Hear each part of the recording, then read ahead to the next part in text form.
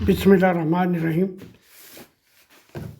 हमारे पास बुक है think new syllabus Oxford वालों की 8 एडिशन और बुक नंबर 3 है। चैप्टर हम लोग कर रहे हैं, यूनिट नंबर हम लोग कर रहे हैं 11 जो यूनिट है वो मुतल्लका है trigonometric function, graphs and equation के बारे में।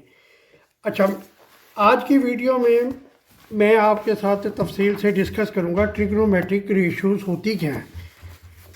ये ज़रा अपना बुक के ज़रा पेज नंबर 346 पे आप देखें, ट्रिग्नोमेट्रिक रेशियो दिया हुआ है।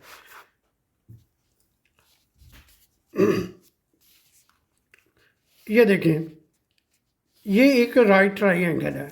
राइट ट्राइंगल में ये फर्ज करो कि ये मेरे पास एक राइट ट्राइंगल है।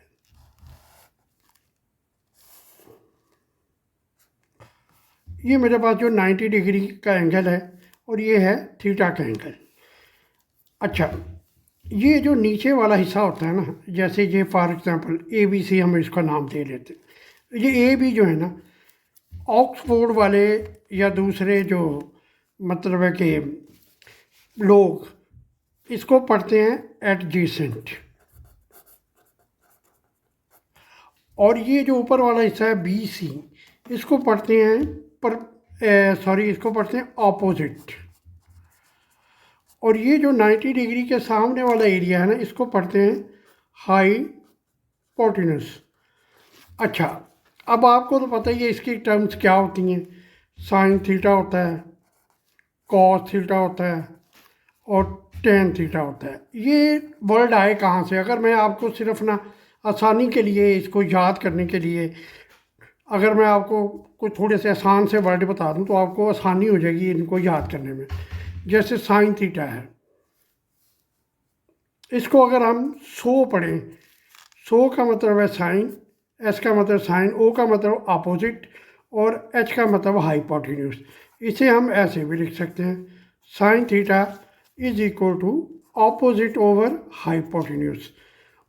इसी तरह कॉस थीटा है, इसको आप पढ़ेंगे cos theta is equal to A for adjacent और H for hypotenuse. Tan theta, tan कौन पढ़ेंगे? तो ये हो जाएगा tan theta is equal to opposite over adjacent. इस तरीके से आपको ये चीज़ें जो है ना आसानी से, अगर आप ये 3 लफ्ज़ याद कर लें तो समझो आपको ट्रिग्नोमेट्री आ गई। 100 का 2।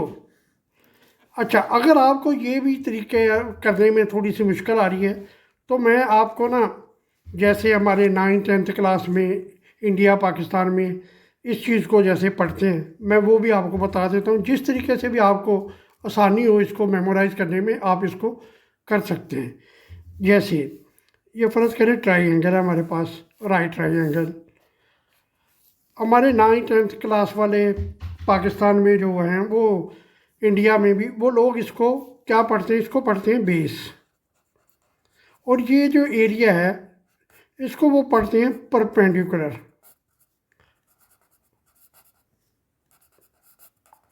और ये जो एरिया है ना, इसको पढ़ते हैं hypotenuse.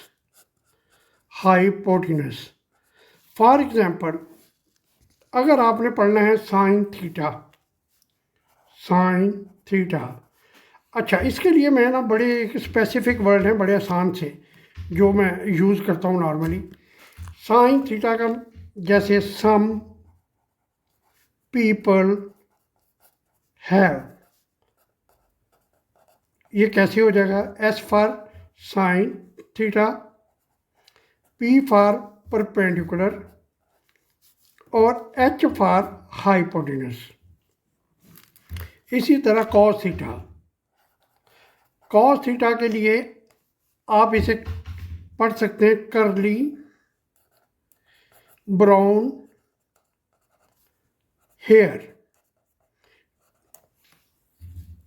C curly for cos theta, brown B for base और H फॉर हाइपोटेन्यूस।